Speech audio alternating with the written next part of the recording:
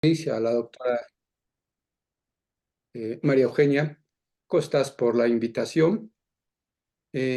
Pues por lo que me comentó José Luis, realmente no quiero realmente hacer una presentación de datos exhaustivos de lo que hago, por ejemplo, de las muchas líneas que él mencionó, sino básicamente cómo la simulación molecular nos ayuda para poder calcular algunas propiedades como son la presión, la temperatura, algunas propiedades estructurales de los sistemas que yo trabajo y en particular de los fluidos.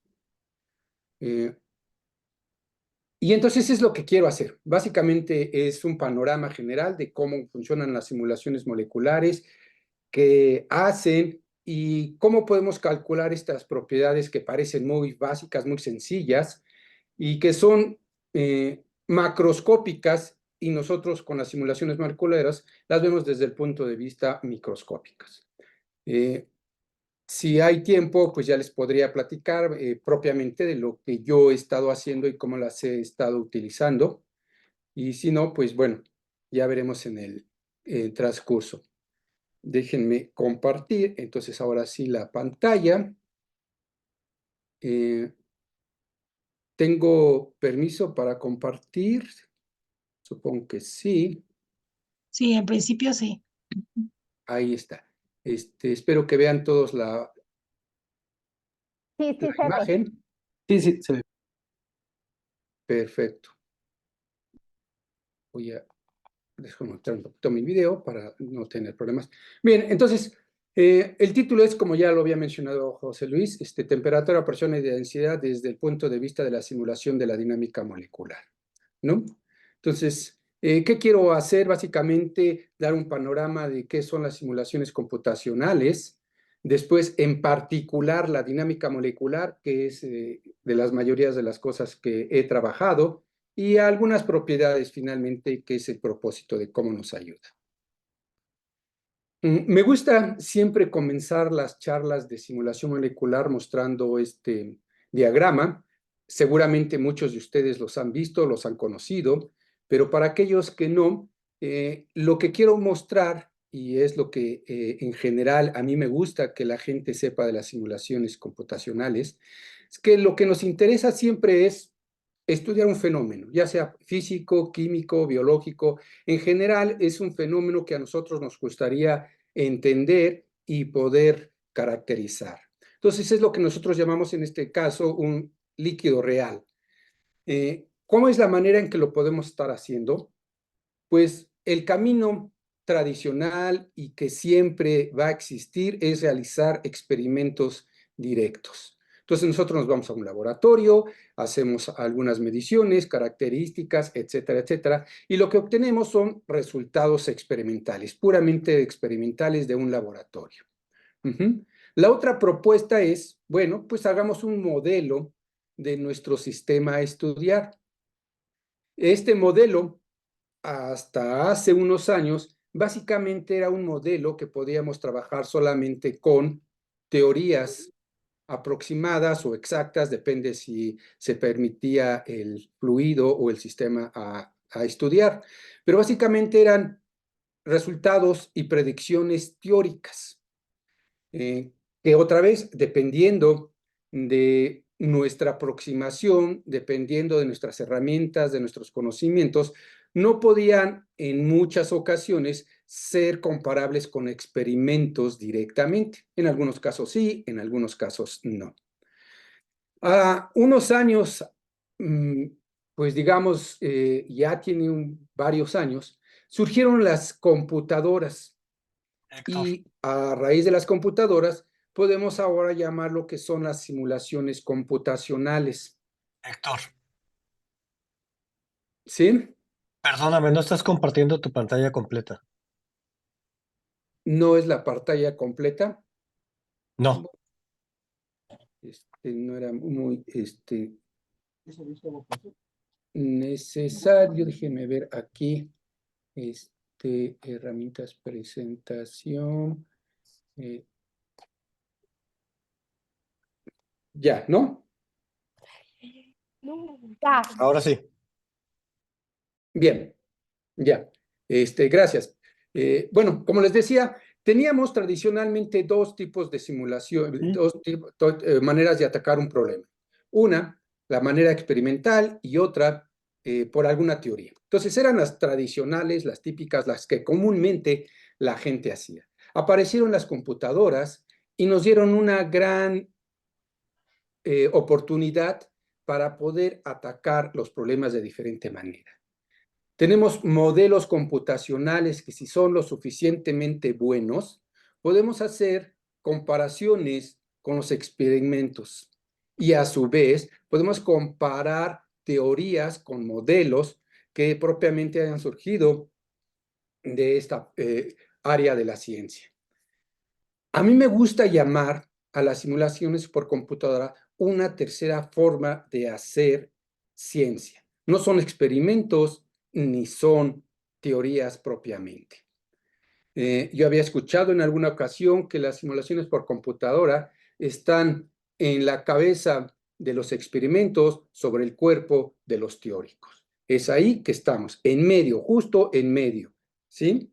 Y esa es a mí como me gusta ver a esta nueva ciencia, una tercera forma de hacer ciencia.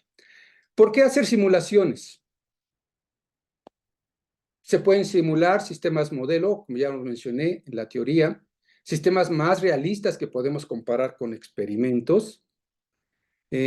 Empezamos haciendo simulaciones de sistemas simples, fluidos atómicos, que fue como comenzó todo este sistema, haciendo gases simples. Se pueden realizar simulaciones de sistemas mucho más complejos, surfactantes, proteínas, moléculas biológicas, ADN, etc. Entonces, tienen una gran versatilidad, también tienen sus limitaciones, obviamente, pero nos han apoyado enormemente para entender problemas de toda índole, como les decía, químicos, físicos, biológicos, etc. En particular, hay un tipo de simulaciones que son las que yo trabajo.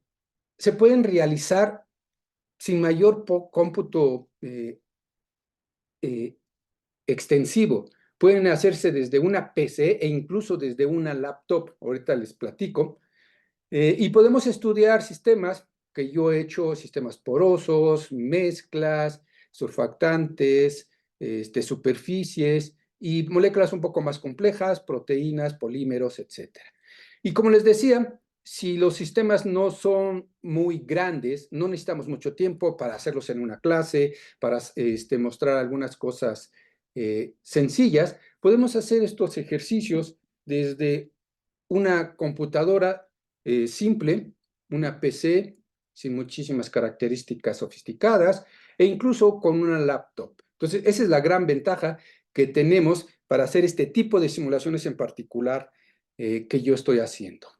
Y de hecho, precisamente lo que les quiero mostrar con estos diagramas, que seguramente nuevamente algunos de ustedes han visto, es cuando hacemos simulaciones por computadora, pues tenemos diferentes escalas en tiempo y tamaño.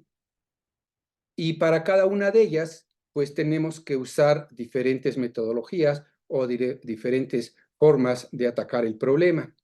Tenemos desde los sistemas subatómicos o si queremos caracterizar propiedades electrónicas, pues tenemos un tipo de simulaciones que van a estar en unas escalas de tiempo y de tiempo, de tiempo y de espacio, como las muestro, como se muestra en el diagrama, o podemos ir un poquito más allá a escalas atomísticas, ya no nos queremos tanto el detalle electrónico, y podemos ir a una escala atomística o un poquito más allá, que es la mesoescala.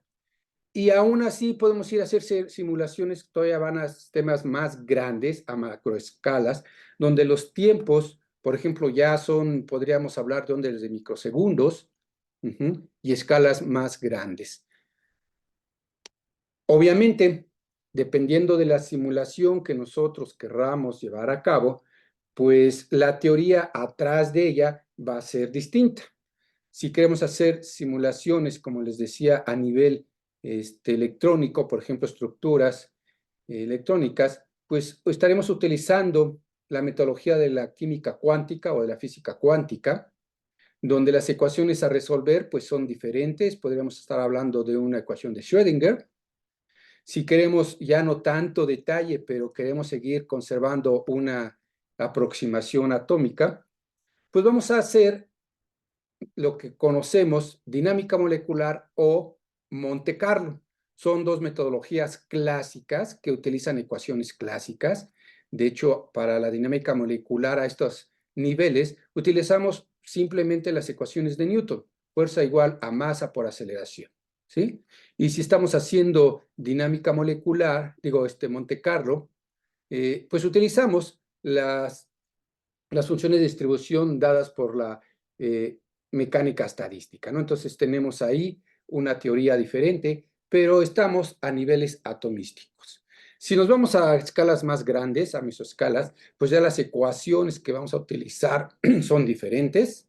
Y si vamos a un continuo, pues incluso tenemos ecuaciones lagrangianas que podemos estar utilizando. Entonces, hay que saber qué es lo que queremos saber, estudiar, qué es lo que queremos calcular y qué aproximación de las simulaciones nos son útiles. En particular, yo me he concentrado en dinámica molecular y Monte Carlo, simulaciones que llamamos clásicas, y he hecho algunas cosas a mesoescala, pero básicamente nos quedamos en esta región y es lo que les quiero platicar y comentar. ¿Sí? Entonces, ¿qué es lo que tenemos básicamente? Tenemos un sistema macroscópico continuo, agua, ¿y qué es lo que nosotros hacemos? Pues lo vamos a ver desde el punto de vista microscópico. Entonces, sabemos que el agua está compuesta por moléculas en el interior, o si están en el exterior, en la superficie, perdón, pues habrá moléculas solamente sobre la superficie. Pero básicamente lo que hacemos es este sistema de agua, un sistema macroscópico, lo vamos a ver desde el punto de vista microscópico, caracterizado por moléculas o partículas. Entonces, ¿cuáles son las metodologías que podemos usar? Como ya les mencionaba, hay varias metodologías simulacionales. En particular, yo me voy a quedar con la dinámica molecular y Monte Carlo, pero no voy a mostrar ahorita cosas de Monte Carlo. ¿Cuáles son las diferencias entre la dinámica molecular y Monte Carlo? Básicamente, en la dinámica molecular, como les mencionaba, hay que seguir las trayectorias de las moléculas que componen nuestro sistema. Un fluido, por ejemplo, el agua, como lo mencionamos. Entonces, ahí hay que resolver las ecuaciones de movimiento. Fuerza igual a masa por aceleración. No hay más. Para eso, pues, tenemos que resolverlas numéricamente. No es posible hacerlos estos problemas analíticamente porque estamos pensando que en nuestro sistema hay n partículas. Entonces, resolverlas analíticamente, si tenemos una interacción algo complicada, pues no va a ser posible. Entonces, las tenemos que resolver con algunos algoritmos dentro de la computadora, y hay varios, ¿no? Algoritmo de Berle, algoritmo de predicción-corrección. No tiene mucho caso entrar en el detalle de cómo son estas expresiones, solo es mencionar cómo hay que resolver las ecuaciones de movimiento. Y estas ecuaciones podemos resolverlas en diferentes ensambles. El ensamble microcanónico, el ensamble canónico, el isotérmico e isobárico, y eso va a depender de qué es lo que queremos nosotros estudiar. En el ensamble microcanónico, pues bueno, sabemos que podemos mantener la energía constante en el sistema. Eso no es lo más común, y entonces pues intentamos hacer un NBT, número de partículas, volumen y temperatura constante, que eso es mucho más parecido a lo que podemos estar haciendo en un laboratorio, o podemos hacer simulaciones con el número de partículas, la presión y la temperatura constante. Entonces, estos ensambles se asemejarían mucho más a las condiciones que nosotros tenemos en un laboratorio, ¿sí? Entonces, esta es una metodología que se sigue. La otra metodología clásica que se puede seguir es usar los métodos de Monte Carlo. Y ahí básicamente lo que hay que resolver son las diferentes configuraciones de los sistemas dados por la física o la mecánica estadística. Entonces, es una u otra. Al final, he de decir que las dos metodologías, dinámica molecular o Monte Carlo, nos deben dar los mismos resultados. Si hacemos una o el otro, en el límite termodinámico, ambos resultados deben ser los mismos, obviamente con las incertidumbres adecuadas. Dinámica molecular, yo diría que es fácil conceptualmente de entender, porque atrás de ella está básicamente las ecuaciones de Newton. Computacionalmente es más elaborado resolver esas ecuaciones porque son ecuaciones diferenciales de segundo orden, como ustedes bien saben, y eso tiene sus problemáticas. Monte Carlo, por otro lado, conceptualmente podría ser un poco más difícil, y solo porque tiene atrás a la física estadística que no todo mundo conoce o no todo mundo lleva cursos de física estadística. Pero computacionalmente, hacer un código o un programa de Monte Carlo puede ser mucho más sencillo. Entonces, estas son las dos maneras que podemos hacer simulaciones clásicas para los sistemas que yo estudio, básicamente, que están dentro de la materia condensada blanda. Bien, y como les decía, podemos hacer diferentes ensambles. Entonces, en particular, lo que les voy a mostrar es dinámica molecular y solo por eso les muestro las ecuaciones que tendríamos que seguir para resolver las ecuaciones de movimiento. Entonces, si yo tengo un sistema compuesto por n partículas, pues tengo que resolver fuerza igual a masa por la aceleración, donde la aceleración es la primera derivada de la velocidad con respecto al tiempo, y a su vez la velocidad es la derivada de la posición con respecto al tiempo. Las fuerzas, como ya sabemos, básicamente son la derivada de un potencial, y si estamos en 3 dimensiones, pues sería el gradiente de ese potencial, ¿no? Entonces, ¿qué es lo que necesitamos entonces para hacer una dinámica molecular? Pues necesitamos las interacciones, necesitamos las fuerzas en nuestro sistema. Entonces, podemos caracterizar a nuestro sistema con momentos y coordenadas. Entonces, las coordenadas generalizadas que podemos utilizar son estas, Q1, Q2, etcétera, etcétera, donde Q1 podría ser X, Y, Z para la partícula 1, Q2, X, Y, Z para la partícula 2 y así sucesivamente.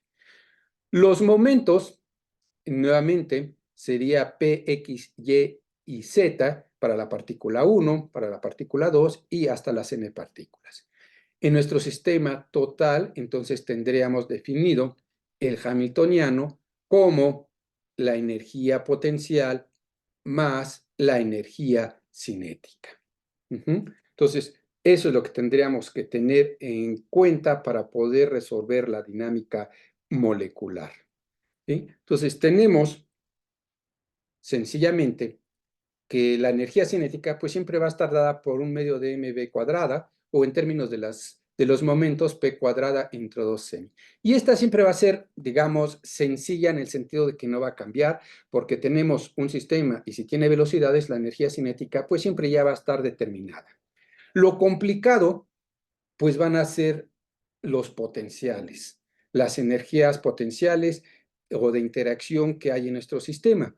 En general, nosotros podríamos separar el potencial entre partículas de esta manera, donde el primer término básicamente sería el potencial sobre una partícula, puede ser un campo externo, puede ser la gravedad, puede ser un campo eléctrico que siente una partícula individual, o puede ser un potencial por pares, como son los más conocidos, Lennard-Jones, por ejemplo, o pueden ser interacciones entre triadas o entre 4 cuerpos, etc.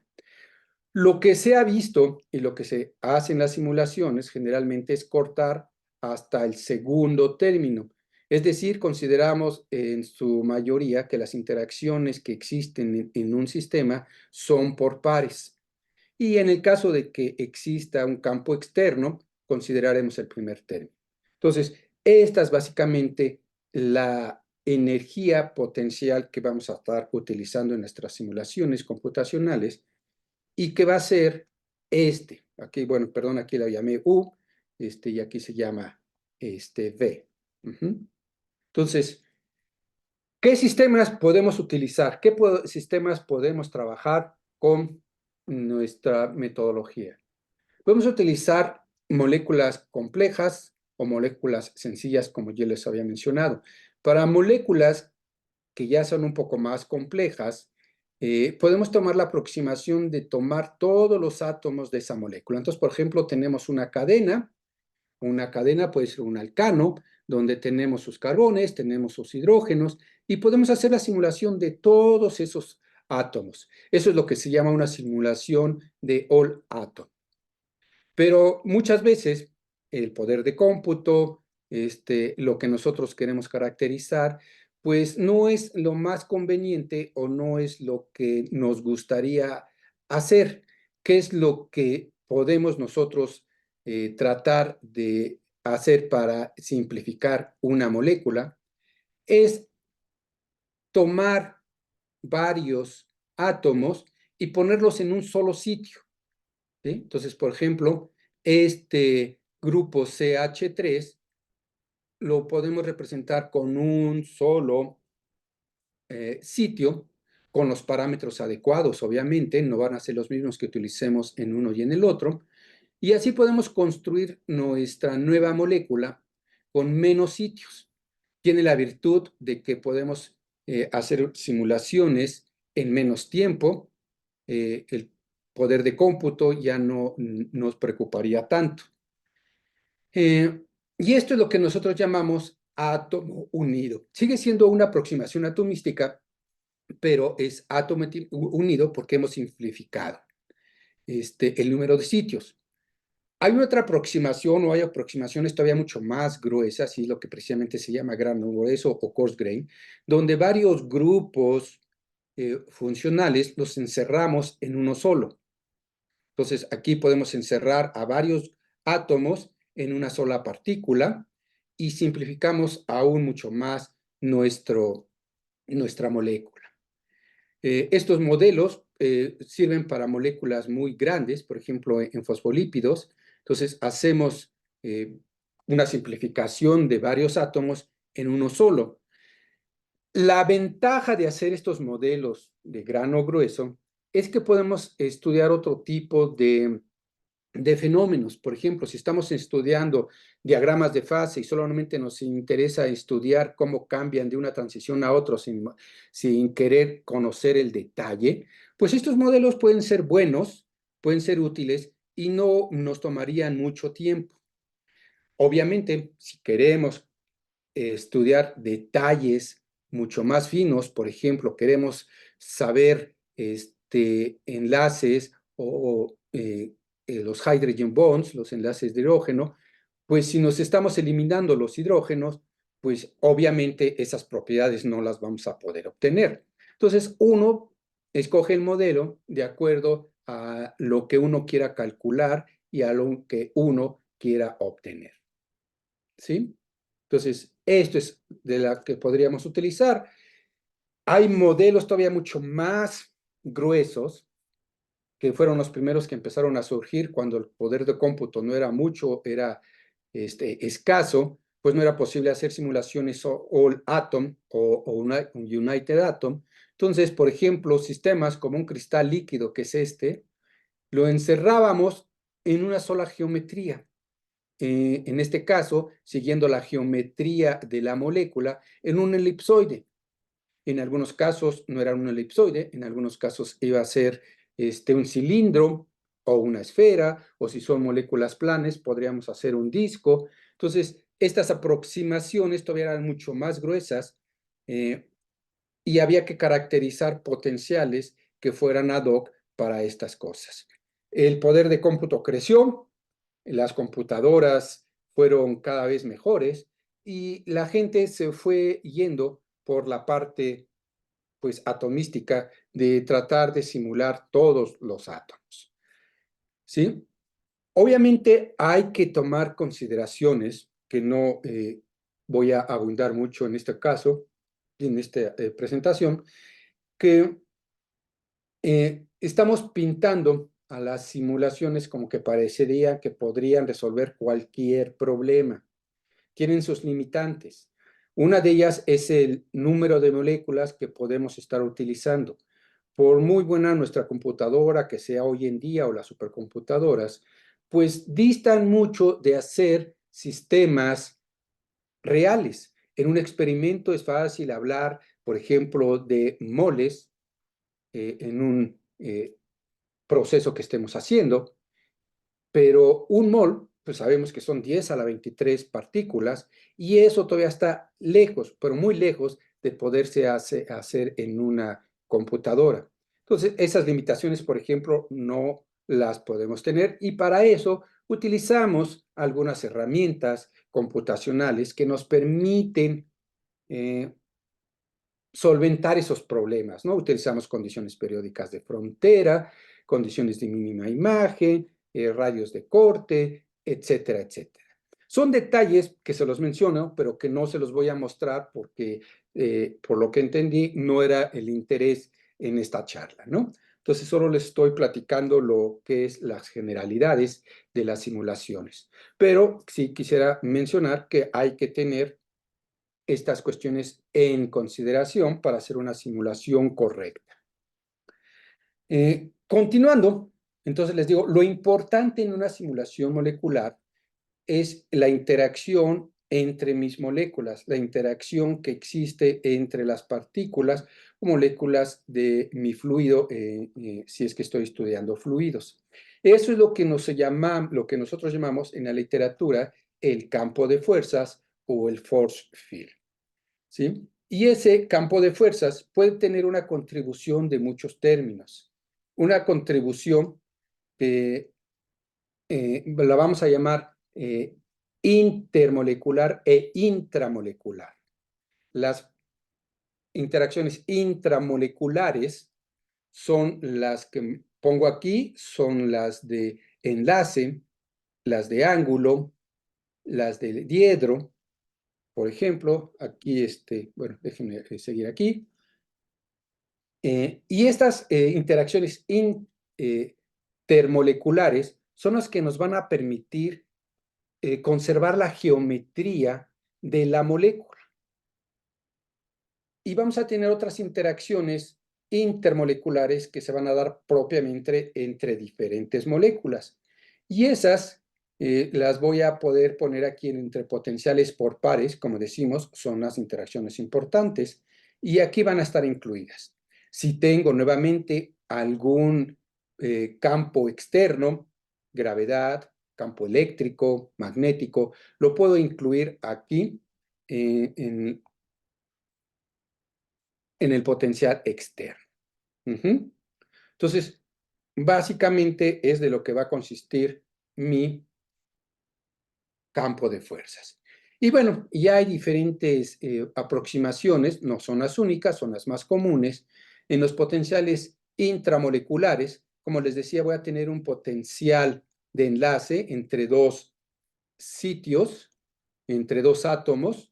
Tengo que mantener el enlace entre ellos. Si tengo un ángulo entre tres partículas, tengo que mantener ese ángulo y tengo que poner un potencial. Generalmente son armónicos los que se utilizan para los enlaces y los de ángulo. No son los únicos, pero son los más comunes. Y también le puedo dar la libertad a mi molécula que tenga torsiones, que pueda doblarse, por decirlo así, sin perder la estructura de la molécula. Entonces, utilizaría potenciales de torsión y también hay diferentes expresiones, ¿no? Entonces, estas son básicamente, hay más, pero son básicamente los potenciales que me permitirían conservar la geometría de la molécula misma. Ahora sí, entre potenciales entre diferentes moléculas, el más común que podría yo mencionar es el que se conoce de Lennard-Jones. Este es el potencial característico, también hay varios, pero es el más común. Yo ahorita comento un poco más de él. Y como les decía, si hay campos externos, pues hay que integrarlos, ¿no? Si yo tengo la molécula completa, una cadena, ¿cómo se ven estos potenciales? Como les decía, un enlace entre dos sitios sería para mantener estos dos átomos unidos. Si tengo los ángulos, tendría que poner un potencial para que me mantenga este ángulo. Torsión, que se da entre 4 sitios para poder tener diedros en la molécula. Interacciones entre moléculas, entre esta cadena y esta cadena, pues serían los potenciales por pares que yo tengo. Entonces, esto es lo que yo estaría utilizando. He de decir que para encontrar estos potenciales y encontrar estos parámetros, se salen de las simulaciones moleculares clásicas. Generalmente se encuentran por simulaciones cuánticas. Afortunadamente, hoy en día, pues hay muchísima literatura de varias moléculas que ya te dan o que nos dan estos parámetros. Entonces, uno puede ir a esa literatura e encontrar esos parámetros para la molécula que esté uno queriendo simular, y si están, pues ya la hice. Y si no, pues a lo mejor tendría que hacer simulaciones cuánticas para encontrar estos parámetros para utilizar este potencial. Pero bueno, esas son de las cosas que uno debería analizar al comenzar las simulaciones de moléculas que ya están reportadas o que no están reportadas en la literatura. Bien, entre los potenciales intermoleculares está, como les decía, el más común, que es el potencial de Lennard-Jones, que tiene esta expresión que es la línea roja. Es un potencial por pares, donde considera básicamente una parte repulsiva, que es el término de R a la menos 12, y una parte atractiva, que es el R a la menos 6. Y aquí consideramos, por ejemplo, las interacciones tipo Van der Waals en la parte atractiva, y la parte repulsiva viene propiamente porque las partículas no se pueden penetrar, ¿no? Por el principio de exclusión de Pauli, las nubes electrónicas impiden que se puedan penetrar, y este es un potencial que cuenta o considera esas contribuciones de repulsión y atracción y las encierra en el de Lennard-Jones. Es el más común, no es el único, pero es el más común. Si nuestras partículas están cargadas, pues tendremos que utilizar potenciales tipo Coulomb para considerar que hay una carga en ellos. Nuevamente hay sus cuestiones ya matemáticas para poder resolver estas ecuaciones en el sistema. Les recuerdo, todos estos potenciales, estos que yo les puse aquí, el de carga, el de Lennard-Jones, estos potenciales intramoleculares, los necesito para encontrar el campo de fuerzas, mi potencial. Y mi potencial lo necesito para resolver esta ecuación, la ecuación de Newton. ¿Sí? La energía cinética esa siempre lleva tardada, como decíamos. Entonces, para que nos vaya quedando claro todo este panorama. Espero que así vaya siendo.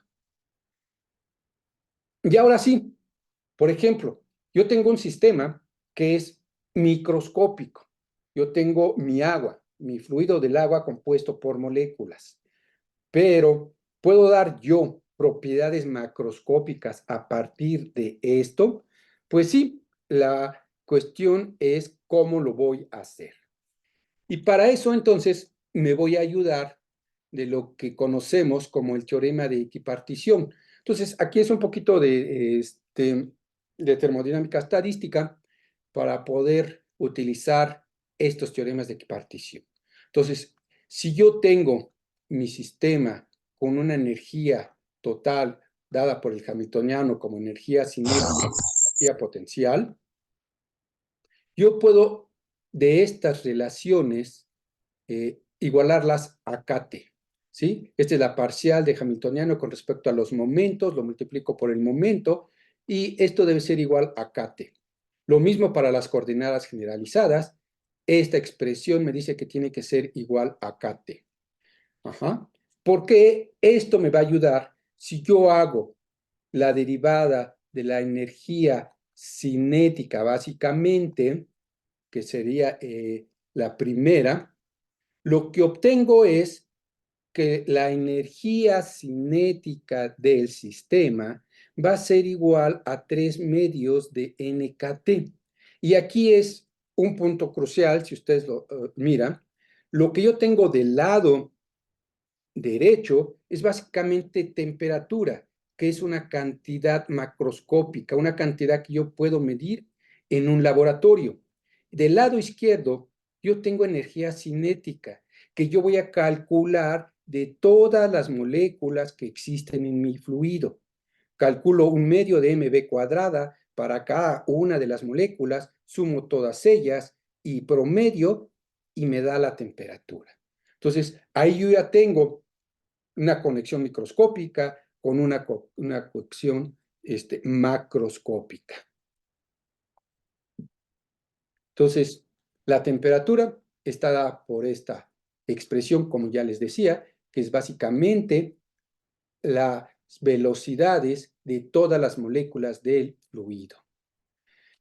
Si yo tengo una molécula que tiene constricciones, precisamente si tiene enlaces, si tiene una estructura, pues varía un poco la expresión. Aquí tengo que restar el número de constricciones al número total de partículas y obtengo mi temperatura. Pero es básicamente la energía cinética, que eso es lo importante. La presión, precisamente la presión, si yo manipulo estas ecuaciones, que son un teorema de equipartición, puedo llegar ahora a esta relación. La relación en que tengo a la fuerza multiplicada por las posiciones. Esta fuerza es la fuerza que siente las partículas del fluido. Y esto, por el principio de equipartición, está relacionada con NKT.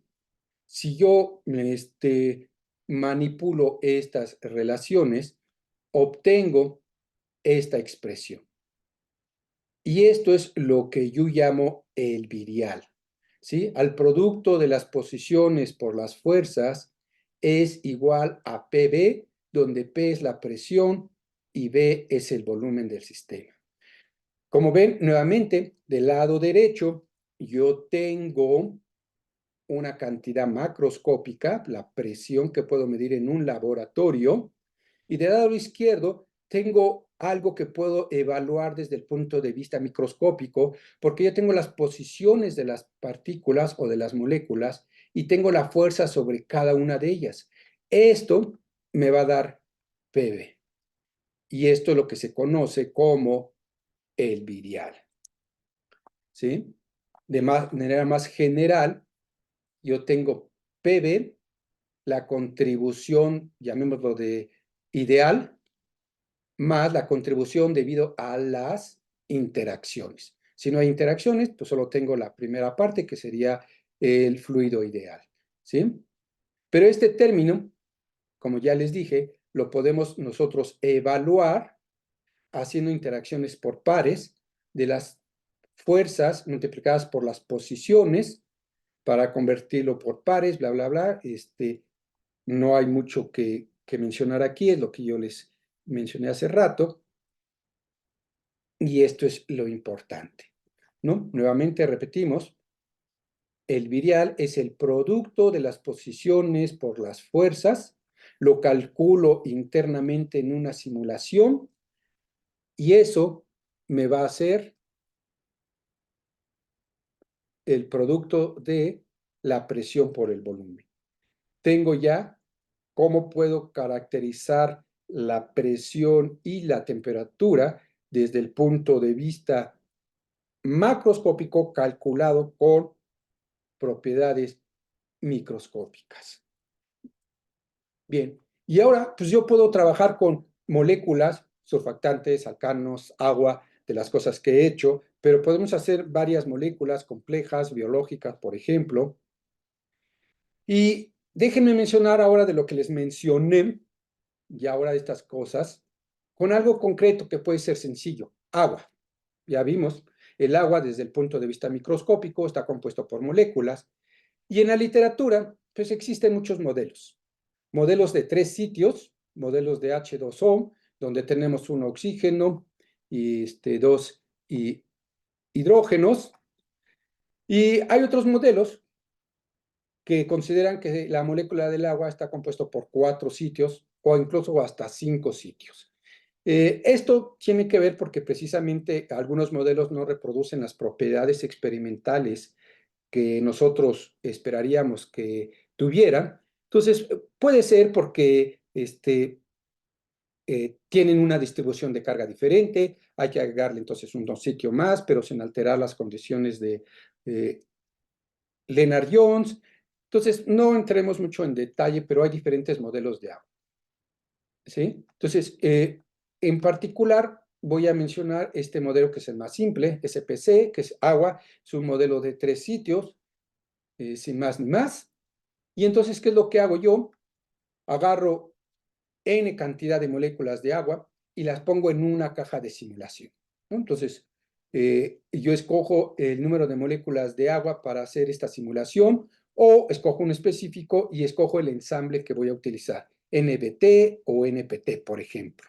Entonces, aquí agarro mi caja de simulación, le introdujo todas las moléculas de agua y esta es la información que obtengo de una simulación en general.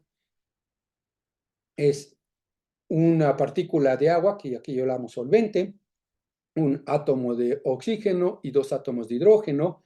Tengo sus posiciones X, Y y Z y sus velocidades en X, Y y Z. Y si fuera necesario, yo le puedo agregar aquí cuáles son las fuerzas. Aquí no se las imprimí, pero uno puede tener esas opciones. Y dependiendo los códigos que utilice, hay varios códigos en la literatura para hacer dinámicas moleculares, softwares abiertos, softwares comerciales. Lo importante es que todos ellos nos dan archivos como estos. De manera diferente, serán diferentes, pero nos dan archivos que nos dan posiciones, velocidades y en su caso fuerzas. Y es todo lo que en principio necesitamos. Microscópicamente solo tenemos estas cosas, coordenadas, velocidades y fuerzas, y a partir de ellas nosotros podemos calcular propiedades macroscópicas, como ya les mencioné, usando, por ejemplo, el principio de partición. Ajá. Y eso es lo que hacemos, por ejemplo, aquí. Yo tengo mi caja de simulación, la corro por un tiempo, eso quiere decir resolver las ecuaciones de movimiento por un tiempo determinado, por varios time steps, pasos de tiempo, y al final tengo una configuración final, pero en el Inter tengo configuraciones intermedias, y esas configuraciones intermedias yo les voy a poder hacer cálculos para determinar ciertas propiedades. Por ejemplo, aquí puedo calcular una densidad a partir de las posiciones de mis moléculas. Entonces, ¿qué puedo hacer? Puedo hacer una rebanada de mi sistema, una rebanada de delta Z, y entonces obtengo la densidad numérica. Tan sencillo como el número de partículas entre el volumen, ¿sí? Delta Z es el ancho de la rebanada, A es el área, N es el número de partículas que existen en mi rebanada, y tengo una densidad en esta rebanada, ¿sí? Si yo hago esa gráfica a lo largo del eje Z, es lo que tengo aquí del lado superior izquierdo. Entonces voy calculando la densidad para cada una de estas rebanadas y vemos que en este caso a las condiciones que yo les puse de temperatura y presión, pues se acerca a lo que uno necesita para el agua, 1000 kilogramos por metro. Puedo monitorear la densidad a lo largo del tiempo para ver que no haya fluctuaciones muy fuertes o que se mantenga alrededor del mismo valor, y entonces puedo ir calculando la densidad del sistema. Este es un sistema en bulto que puedo utilizar bien para hacer algunos cálculos del agua. Lo importante aquí hay que mencionar que necesito un factor. Aquí la densidad está en kilogramos por metro cúbico y lo que yo obtengo básicamente es una densidad numérica. Entonces solo necesito un factor para pasar de densidad numérica a densidad de masa. Nada más, ¿no? Entonces, y como puede variar del sistema, si tengo agua, si tengo alguna otra molécula, pues este factor va a ser diferente. Pero es básicamente la densidad numérica la que estoy calculando. ¿Sí? Puedo ir siguiendo la presión del sistema, calculado por el virial, como ya les mencioné, básicamente por el producto de las posiciones por las fuerzas. Esto me da el virial y multiplicado por NKT obtengo PV. Entonces, la presión he de decir que es una cantidad muy fluctuante en las simulaciones, pero en promedio, pues por ahí a lo mejor anda en 1, ¿no? Que es la condición que yo le puse de un bar.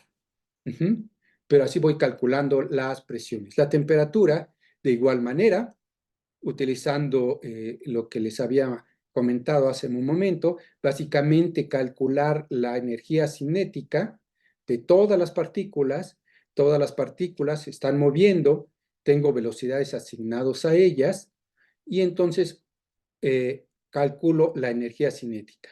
Y la energía cinética multiplicado por 3 medios de K, donde esta K es la de Boltzmann, obtengo la temperatura.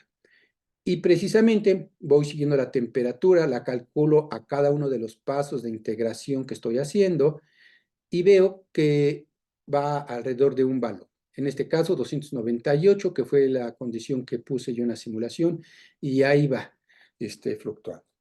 He de decir, y me gusta mencionar, que los resultados de las simulaciones moleculares, al igual que un experimento, van fluctuando. Es decir, que yo puedo asociarles una barra de error, que puedo asociarles un error a las cantidades que yo voy midiendo. Muchas veces cuando hacemos simulaciones nos olvidamos de esas partes, pero es posible, como todo experimento, un experimento computacional, asignarles barras de error, porque como ven, esto no es una línea recta, no es constante, tiene fluctuaciones, que el promedio debería ser 298. Puedo calcular la estructura de mi fluido o de mi sistema. ¿Y qué es lo que tendría que hacer? Es una distribución radial de partículas. Para aquellos que no están familiarizados, ¿qué es la distribución radial de partículas o lo que llamamos la Pair Correlation Function? Es si yo me paro en una partícula del fluido, voy a ver cuál es la densidad de partículas alrededor de esta que yo estoy seleccionando. Entonces, trazo esferas concéntricas alrededor de mi partícula de interés y voy calculando la densidad que existe alrededor de esas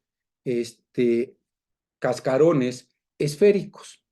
Si yo lo voy haciendo, voy obteniendo una gráfica como la que se ve aquí arriba, o aquí, o la que se ve aquí a la derecha.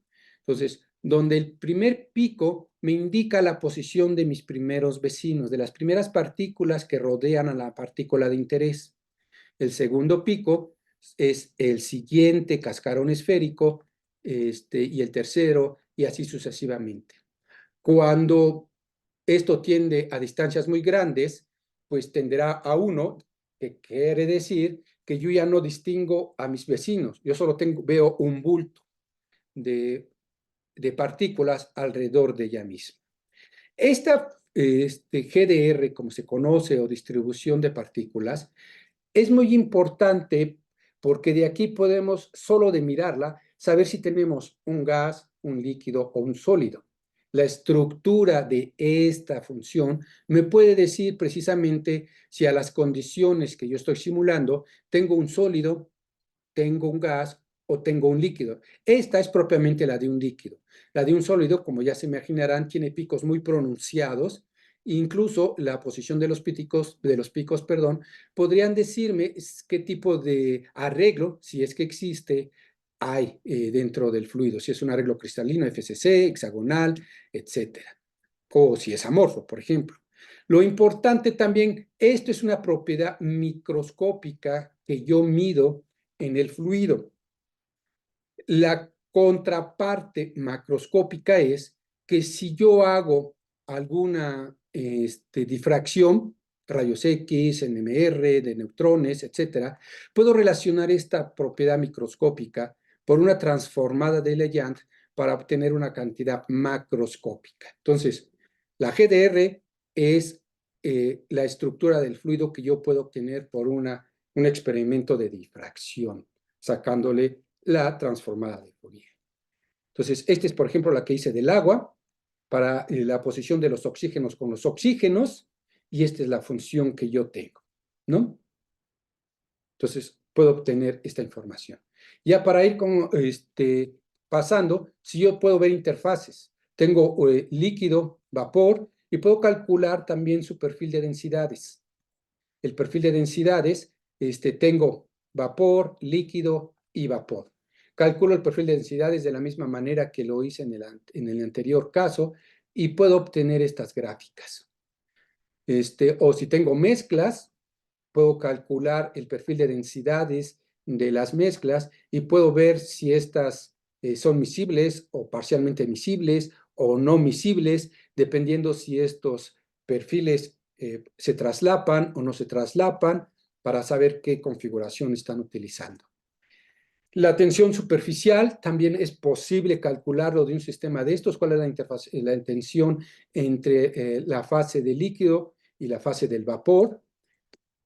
Yo tengo esta expresión que es una expresión mecánica de la tensión superficial, donde tengo la razón de PZ, PX y PY, y esas son las presiones en la dirección Z, en la dirección X y en la dirección Y. Y como ven, estas yo las puedo calcular por el teorema del virial, y estas son cantidades microscópicas que me pueden dar una cantidad macroscópica. Nuevamente, a partir de cálculos microscópicos, obtengo la tensión superficial del líquido, del agua en este caso, que me da estos valores para los dos modelos de agua que probé. En alguno es bueno, en alguno no es tan bueno, pero eso depende de los campos de fuerzas que he utilizado.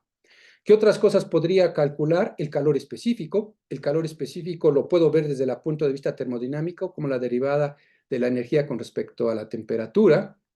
Y calculo las energías, por ejemplo, la energía potencial, la energía cinética, la energía total, y podría ser una derivada a esta si hago simulaciones a diferentes temperaturas. Pero también la puedo calcular como las fluctuaciones en la energía. Las fluctuaciones en la energía, si yo tengo precisamente aquí la energía, va fluctuando, calculo las fluctuaciones y esta está relacionada con el calor específico. Nuevamente, del lado derecho tengo cantidades microscópicas y del lado derecho el calor específico es una cantidad macroscópica que yo pude obtener a partir de mis datos simulacionales. Pues ya, para ir concluyendo, el tiempo se nos vino encima, es precisamente lo que les quería mostrar, que las propiedades termodinámicas como la presión, la temperatura y algunas otras son cantidades macroscópicas que se pueden calcular a partir de variables microscópicas de las moléculas. Y esto quiere decir solo con las posiciones, con las velocidades y con las fuerzas. Es lo único que necesitamos y es lo único que nos da las simulaciones como datos de salida en una simulación. Bien, pues era lo que les quería mostrar. Les agradezco su atención y espero que pues haya sido útil. Sí, muchas gracias, Héctor. Muy, muy educativa. ¿Hay preguntas, comentarios? Yo quisiera hacer una pregunta al doctor Domínguez. Sí, ¿Sí? claro, Verónica. Ahorita usted nos ha compartido el modelo pues simplista del agua y obviamente con esto usted ya tiene una manera de identificar que toda la información que han metido al modelo, a la computadora, es conocido y es confiable porque da la información que se maneja desde hace tiempo en la literatura, ¿no? Entonces, el modelo ya está alimentado bien óptimo, ¿no? Ya tenemos todo. Entonces, si yo trabajo con contaminantes, pigmentos, así, en la industria de los colorantes, ¿no?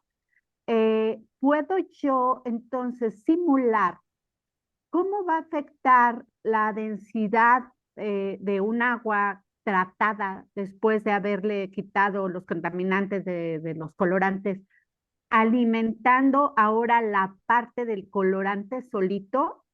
O, es decir, mi punto es, bueno, esto, ¿cómo lo puedo aplicar para que podamos simular sin tantos experimentos cómo el agua se afectaría en un río por causa de que alguien vierta pigmentos?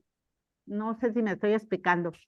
Sí, sí. De hecho, en lo particular, en las cosas que yo estoy trabajando es precisamente remoción de contaminantes. Por ejemplo, no estoy haciendo pigmentos, pero estoy utilizando, por ejemplo, sales metálicas en agua o hidrocarburos en agua, por ejemplo, ¿no? Entonces, lo que yo tengo es mi modelo de agua, mi modelo de contaminante, sea el que sea, y lo que tengo es una mezcla de estos dos. Yo puedo, aquí lo complicado es que yo puedo tener un buen modelo de agua que me pueda producir algunas características del agua a ciertas condiciones, porque los modelos tienen sus limitantes. Igual para el contaminante. Muchas veces la pregunta es, ¿el agua y el contaminante, las interacciones son triviales? Y la respuesta es muchas veces no. Para hacer mezclas, a veces utilizamos reglas de combinación entre los potenciales. Hay en la literatura algunos muy usados que tienen que ver con los individuales y son los que generalmente uno usa. Pero pueden fallar. Que los dos individuales sean buenos no quiere decir que la mezcla sea buena. ¿Sí me explico? Y eso es a veces que hay que ajustar otra vez los parámetros de interacción. Y eso es lo que, por ejemplo, en mi caso a veces hago, ¿no? No sé si eso responde más o menos su pregunta. Sí, no, me queda claro que como todo, al final de cuentas, está experimentando en el mundo de la computadora, ¿no? Entonces hay que hacer ajustes hasta que se logre. Sí, Y queda muchas muy veces, claro. Ajá. hay veces hay que hacer reparametrizaciones para cuando ya tenemos mezclas, que podría ser el caso. Claro. Y doctor Domínguez, pero entonces, esto me va a ayudar, ¿sabe? Voy a decirlo, ¿para qué me sirve? Sí, me Sí, explico, o sea, y esto de al hecho, final, ¿cómo lo vendo? ¿Cómo le digo? Podemos utilizar esto para que usted calcule de qué tamaño tiene que ser o cuántos pasos tiene que dar para que pueda purificar, bueno, no purificar, pero limpiar un poco del agua de los remanentes. Y eso vamos midiendo cómo el agua se va mejorando, si pasa a través de... Sí me estoy explicando sí, no, de hecho, a dónde voy. Ajá. de hecho me gustaría ya de manera personal después platicar con usted, porque le digo que yo de las cosas que estoy trabajando son remoción de contaminantes en medios acuosos. Entonces tengo algunas cosas, como les decía yo, de sales metálicas en agua capturadas por micelas, en mi caso, de tensoactivos. Y entonces veo cómo los atrapan. Entonces, me imagino que es parte de lo que a usted le gustaría ver. y ver cuánto es lo que yo puedo atrapar con respecto a lo que está contaminado. Entonces, por ahí no lo mencioné, pero puedo calcular parámetros de retención de lo que estoy capturando, en mi caso, por medio de mis celas. En su caso, podría hacer algunas otras cosas que usted esté utilizando, algunas, no sé qué use. Pero no sé si también me contesté y si quiere, con mucho gusto, nos podríamos contactar para ver qué podríamos. Le agradezco, doctor Domínguez. No, quedó muy claro y muchas gracias. Creo que siempre es esa semillita de curiosidad de cómo, pues, todo lo que se genera alrededor de la química, pues, nos acusan de contaminar el medio ambiente, ¿no? Entonces tenemos que tener elementos para... Sí. Gracias, Verónica. CMP, no sé quién es, pero tiene la mano levantada. Hola Héctor, habla César Millán. Hola, ¿qué tal, César? Oye, nada más una duda o más bien aclaración. Bueno, de hecho son dos. Mencionabas que Monte Carlo y dinámica molecular te tiene que dar el mismo resultado. ¿Te refieres a que tiene que dar el mismo comportamiento del sistema o te tiene que dar la misma respuesta numérica, por así decirlo, que según yo son diferentes?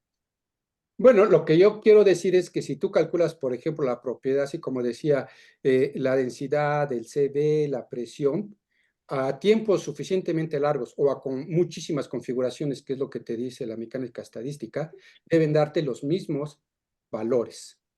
Los mismos valores, es decir, te tiene que dar la densidad del Obviamente agua no va a ser sin exactamente, importar cómo lo haces, claro. sí, sí. Obviamente por mismos valores quiero decir el promedio, no es de que Ajá, claramente, sí, el promedio. Claro, claro, claro, claro. pero sí, dinámica molecular y Monte Carlo deben darte los mismos valores en lo que llamamos el límite termodinámico, ¿no? Perfecto. Y perdón, ahora sí que, perdóname que me meta en lo que no me importa. También decirles a los estudiantes que están aquí que si quieren aprender de las cosas que hace el doctor Héctor Domínguez, están invitados al taller de dinámica molecular y al meeting. ¿Qué opinas, Ah, Héctor? no, sí, sí, sí, gracias por el comercial, ¿no? Sí, Perdón el comercial, pero tenemos que promocionarlo. Saludos, Héctor. sí, gracias, César. ¿Alguna otra pregunta? Sí, con respecto a lo que dijo el doctor anterior, me parece que, o sea, sí se obtienen las mismas propiedades tanto con un Monte Carlo como con una dinámica molecular, pero el Monte Carlo únicamente puede obtener propiedades estáticas cuando dinámica molecular puede obtener tanto estáticas como dinámicas, ¿no?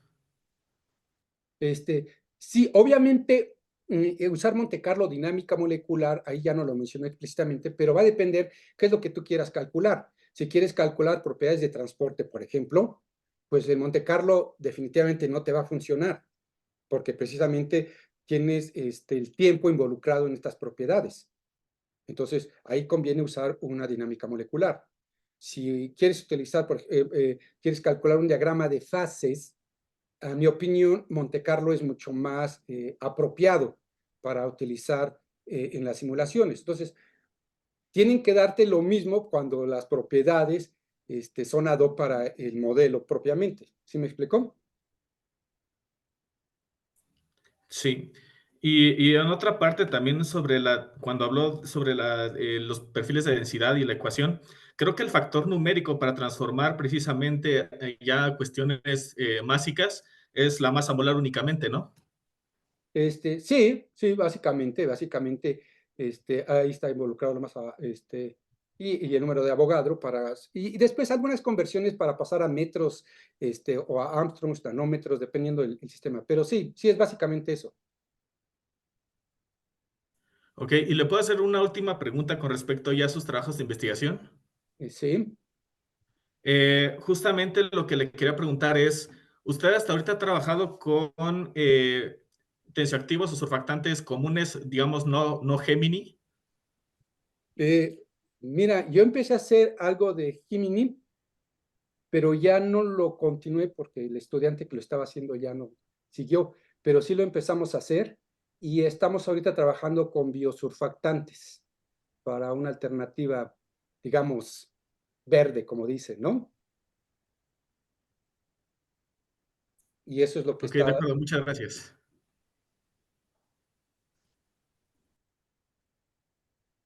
¿Alguna otra pregunta?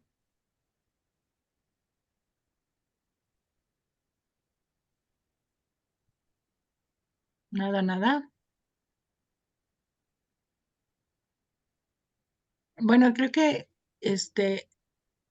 finalmente es importante resaltar que la simulación es una combinación de conocimientos que uno va obteniendo en distintas materias, ¿no? Como por ejemplo, pues la dinámica tiene que ver con las ecuaciones de movimiento, la termodinámica, la estadística. Entonces es algo que los estudiantes deberían conocer porque aunque no se dediquen a ello, en algún seminario lo escuchan, ¿no? Entonces, ¿qué opinas de la formación en ese sentido en las carreras de la facultad para los estudiantes? Yo creo que tiene uno las herramientas, como lo acabaste de mencionar, para poder entender este tipo de cosas. Partimos desde los primeros semestres, ecuaciones de Newton, física 1, física 2, electromagnetismo, si es que uno también quiere entender las interacciones electrostáticas, Coulomb y todas estas de campo eléctrico.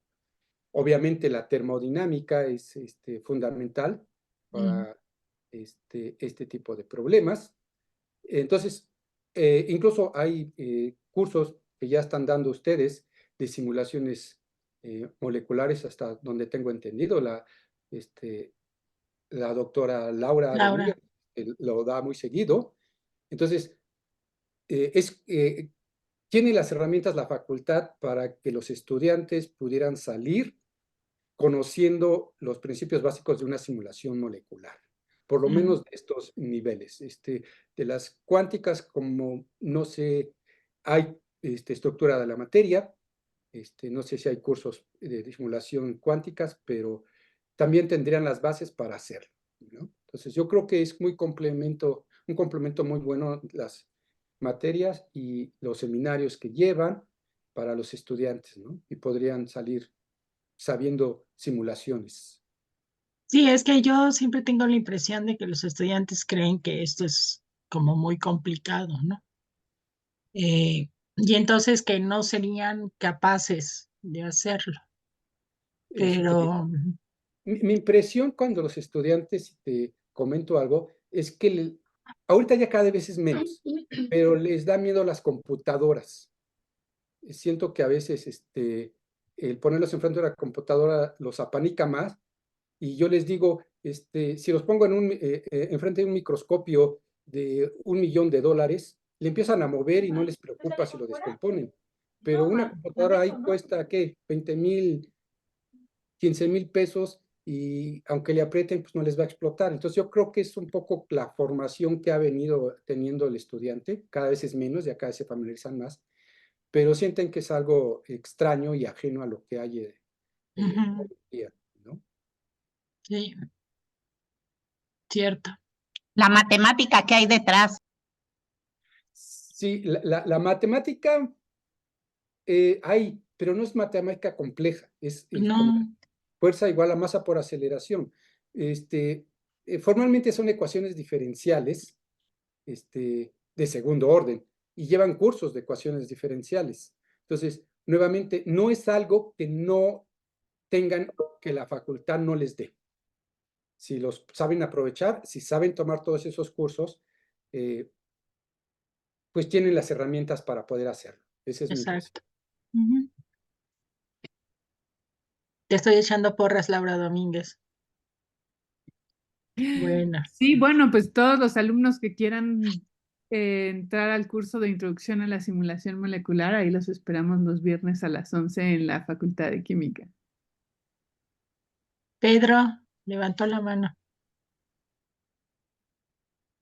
Hola, Doc. Buenas tardes. Muy interesante. Dos preguntas. La primera es, ¿qué tanto estas simulaciones se pueden extender a gases? Esa sería la primera. Ujú. Y la segunda es, si va a haber la posibilidad de que nos compartan el enlace de la plática. Esas serían las dos preguntas. Muchas gracias. Pues la segunda no me toca a mí, me imagino que sí. La primera es, de hecho, las primeras simulaciones que se hicieron de estas que yo te estoy mencionando fueron en gases nobles, argón, criptón, xenón, y las propiedades que se calculaban daban muy bien y pegaban muy bien con los datos experimentales. Entonces, gases es algo que uno puede hacer, pues hoy en día fácil, y ni siquiera sin el uso de estos paquetes. Ahí puede uno escribir su propio código, así como comenzamos algunos de nosotros, estudiando gases. Entonces, y los paquetes sin problema, los gases los puedes hacer, ¿no? Habrá algunos que los campos de fuerzas no estén bien dados, y entonces ahí a lo mejor habrá que hacer algunas reestructuraciones, parametrizaciones, ajuste con experimentos, pero la respuesta corta y definitiva, sí, gases puedes hacer. Y en cuanto al link, desde luego que lo comparto, nada más escríbanme, por favor, y yo se los mando. Mayo, hay preguntas en el chat. Ah, gracias. Es que no lo veo en mi... A todos. Dice que si no les pueden pasar... A ver, me voy hasta el principio. ¿Qué programas se usan para moderación en Mac? Modelación en Mac. Sí, en Mac se refieren a la computadora, pues. Básicamente estos paquetes que yo les decía, hay de los softwares libres y de los softwares comerciales. Mac, pues, tiene como plataforma Unix Linux. Entonces, trabajar en Mac es como trabajar en Unix Linux, y muchos de los paquetes de simulación están dados para trabajar en esos. Yo uso DL Poly, uso Gromax, que son comunes de software abierto.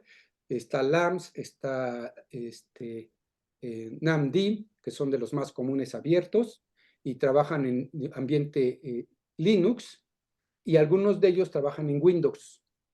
De los comerciales, muchos de ellos trabajan en Windows. Entonces, ya hay una variedad de softwares. He de decir que por lo menos en dinámica molecular, los abiertos son buenos. Yo no siento la necesidad de pagar muchísimo por una licencia, y puedo usar uno de los softwares abiertos. Y para académicos es gratis, ¿no? Ok. Y luego dice algo para asistir al curso de dinámica molecular. Ya lo compartió José Luis, gracias. Es la liga para un curso de dinámica molecular. Y luego Edgar Michoca nos pregunta, solo para que todos podamos tener algo de literatura, ¿podría darnos alguna lectura donde podamos revisar lo expuesto en este seminario? Sí, bueno, mucho lo he sacado de libro, yo diría que el más, pues no es el mejor, pero a mí me gusta mucho el de Allen Tildesley. No sé qué opinan mis compañeros por ahí, Laura y otros. A mí me gusta este libro de literatura, eh, déjenme ver si me acuerdo, aquí está, Computer Simulation of Liquids, de Allen and Tildesley. A mi opinión es un libro didáctico. Ujú. Y ahí saqué algunas cosas. Hay muchos en la literatura, pero hay unos asumen que ya ciertas cosas, conocen que sabes más cosas, y se me hace muy, hablando de estas cosas, docente, muy didáctico para llevar este. ¿Podría repetir el autor, por favor? Lo voy a escribir en el chat. Creo que Sí, ya lo está escribiendo alguien, Computer Simulation of Liquids. José Luis, sí. Ujú. Sí. Y el autor, si lo estás escribiendo, José Luis, es Allen. Y,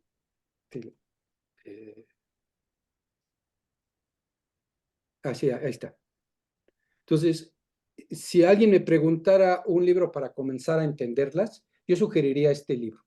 Ya después, con bases, puede uno ir a libros más sofisticados y específicos. Hay libros para proteínas propiamente, para polímeros, para sólidos, etcétera, etcétera, ¿no? Y abarca muchas cosas de manera general.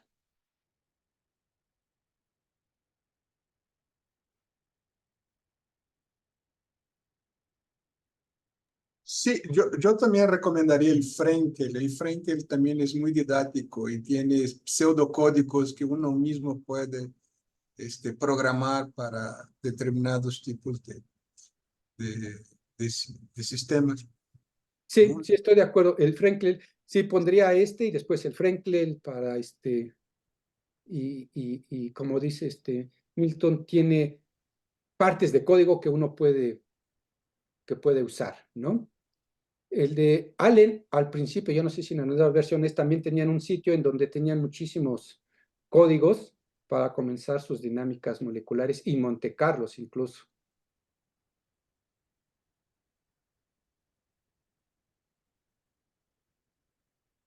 María Eugenia, creo que tienes micrófono apagado si estás hablando. Gracias. Y para los que preguntan sobre colaboración o codirección de tesis con estudiantes de Jalapa, pues que te escriban a tu correo, ¿no, Héctor? Sí, directamente al correo. Y podríamos ver qué opciones de trabajo tienen, colaboraciones. Ok. Bueno, pues les agradezco mucho la presencia. A ti, Héctor, muchísimas gracias por el seminario. No, gracias a Y, ustedes, gracias a ti, Mayra. y yo les comparto la liga de la grabación, incluido tú, Héctor, por supuesto, y para que lo difundan. ¿De acuerdo? Ujú. Bueno, muchas gracias. Pues gracias. Gracias.